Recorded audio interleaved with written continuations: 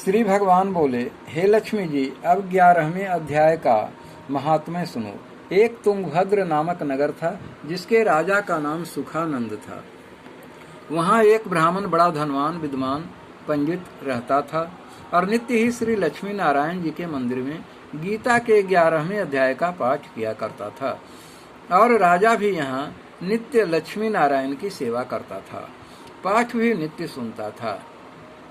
एक दिन कुछ संत तीर्थ यात्रा करते करते उस नगर में पहुंचे।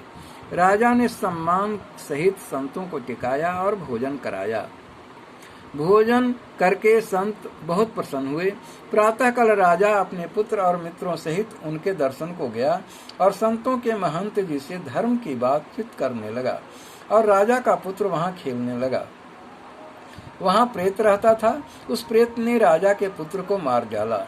चाकरों ने राजा को इस बात की खबर दी। राजा बोले, हे संत जी, आपके दर्शन का मुझे अच्छा फल मिला। मेरा एक पुत्र था, सो भी प्रेत ने मार डाला। राजा महंत सभी प्रेत के पास गए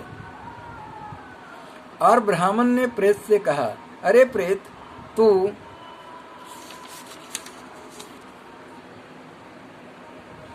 इस लड़के पर कृपा कर दृष्टि करके जो यह जी उठे और तू अपने पूर्व जन्म की बात कह।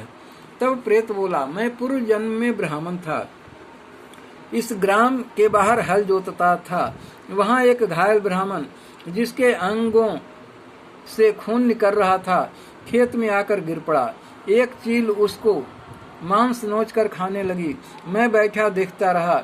इतने में एक ब्राह्मण और आया और उसने यह हाल देखकर मुझसे कहा, अरे हल जोतने वाले ब्राह्मण, तेरे कर्म चांडाल जैसे हैं। अरे निर्दयी, तेरे खेत में ब्राह्मण का मांस चील नोच नोच कर खा रही है। तू आंखों से अंधा है, जो छुड़ाता नहीं है, सो तू मेरे श्राप से प्रेत जोनी पाएगा। तब मैंने उसके चरण पकड़कर कहा कि हे देव, मेरा उद्धार कैसे होगा? तब उस ब्राह्मण ने कहा, तुझको जब कोई गीता के 11वें अध्याय का पाठ सुनाएगा, तब तेरा उद्धार होगा। ब्राह्मण ने गीता के 11वें अध्याय का पाठ प्रेत को सुनाया और उस पर जल छिड़का।